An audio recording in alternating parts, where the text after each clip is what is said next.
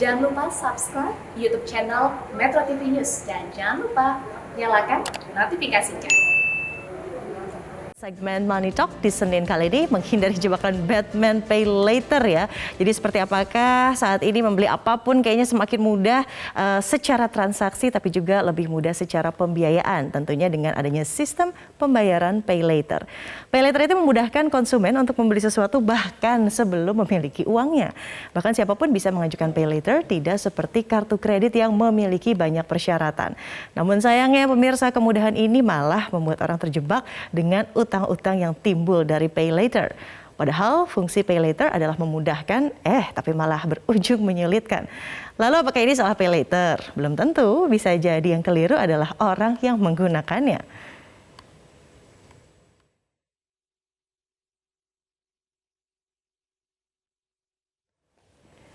Pertanyaan besarnya, bagaimanakah cara yang bijak untuk menggunakan Pay Later? Sudah ada perencana keuangan kesayangan kita, ada Mas Aidil Akbar. Selamat siang Mas Aidil Akbar. Selamat siang, dia. Mas Aidil, jadi pertanyaan ini banyak yang salah katanya dengan Pay Later, kemudian menyalahkan. Apakah salah Pay Later atau salah yang menggunakannya menurut Mas Aidil? Ya, mungkin kita samakan persepsi dulu bahwa Pay Later itu kan sebenarnya memang hutang, ya. Jadi yang membedakan bahwa kalau tadi kan dikatakan kalau kartu kredit kita mesti apply dulu dan agak prosesnya panjang dan sebagainya. Sementara Pay Later ini utang yang diberikan oleh suatu aplikasi yang bekerja sama baik dia institusi keuangan perbankan maupun multi finance sebenarnya kan, sehingga prosesnya menjadi lebih cepat.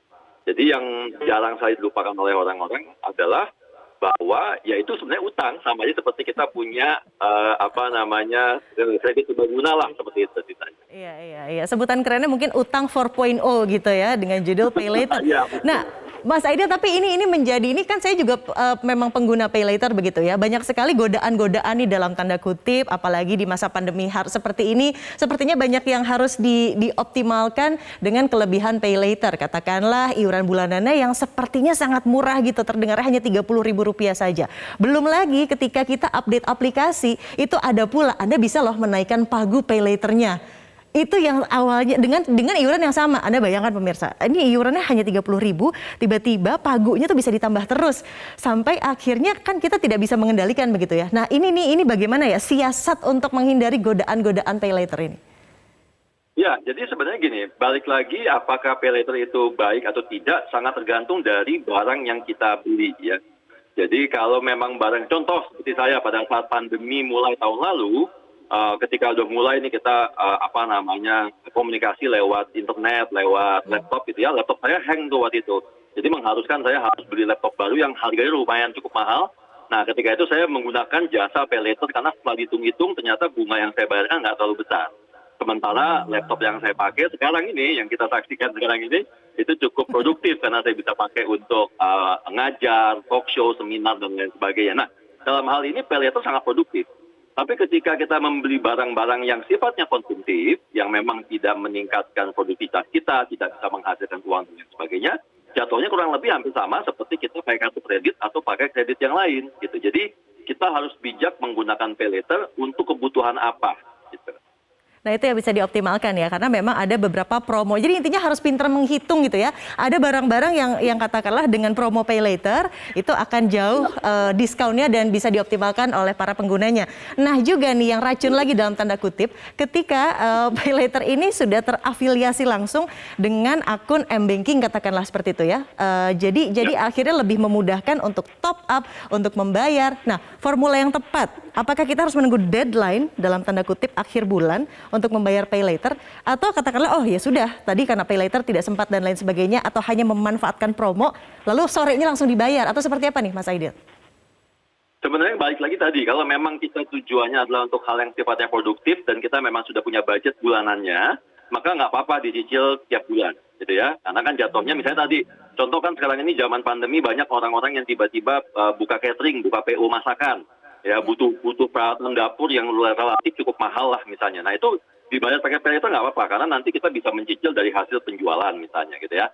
Tapi kalau memang yang sifatnya dia tidak ada dana income masuk, maka Pay Later sebaiknya langsung secepatnya lah dilunasi. Kan Pay Later kan biasanya ada yang 1 bulan, 3 bulan, tergantung berapa lama cicilannya ya. Maka kalau bisa ya memang sependek mungkin kalau memang tidak masuk atau tidak ada income atau tidak jadi hutang produktif dari si pay later tadi gitu. Nah, yang juga menjadi pertanyaan adalah berarti kita sebetulnya karena mentang-mentang nih sombong, jumawa ya kan, pay later lancar tiap bulan kemarin. Tiba-tiba ada godaan nih, nambah ya sekarang boleh pagunya ditambah. Itu nggak usah aja kita stick gitu dengan prinsip sesuai dengan budget atau sebetulnya bisa dioptimalkan lagi karena tadi pembenarannya dalam tanda kutip, oh banyak kok urusan-urusan yang ternyata bisa lebih murah dan juga terjangkau dengan pay later. Mas Aidil? Nah, kita kembali ke diri masing-masing. Ya, kalau orang seperti saya yang sangat disiplin, maka saya menaikkan pagu nggak masalah. Karena kalau suatu waktu saya butuh, bisa saya manfaatkan. Gitu ya. Tapi buat kita yang mudah sekali tergoda, gitu ya, dikit-dikit lihat promo langsung pay later, gitu ya, sebaiknya jangan dinaikkan pagunya karena nanti kita akan terjebak ke dalam hutang tadi, jebakan Batman tadi.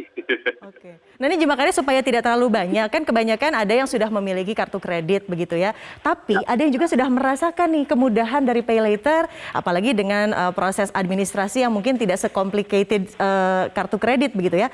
Cocoknya kartu kreditnya dibuang saja, dilupakan, disobek, digunting, dan juga kita mengoptimalkan pay later, atau gimana nih menurut Mas Aidil?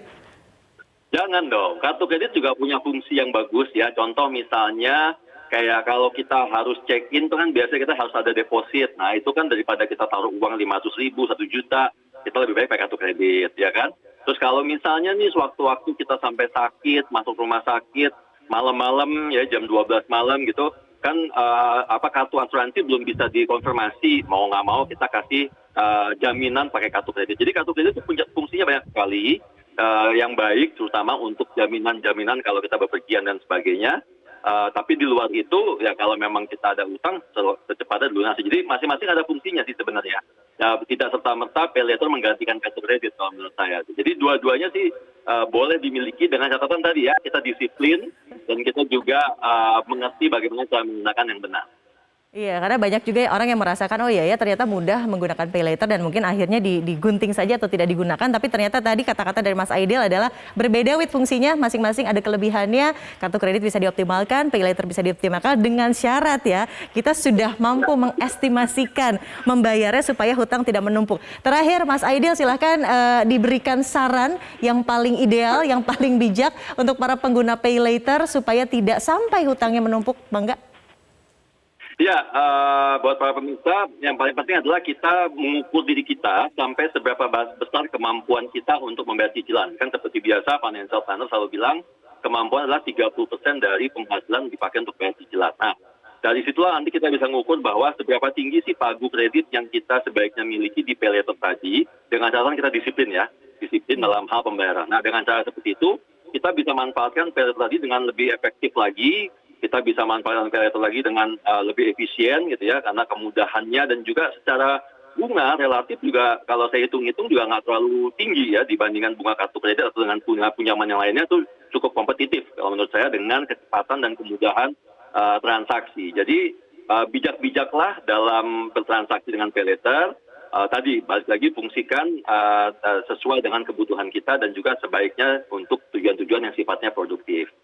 Dan sesuai dengan kemampuan yang pasti ya. Mas Aidil Akbar, terima kasih sudah bergabung bersama kami dan memberikan pencerahan terkait pay later. Semoga sehat selalu.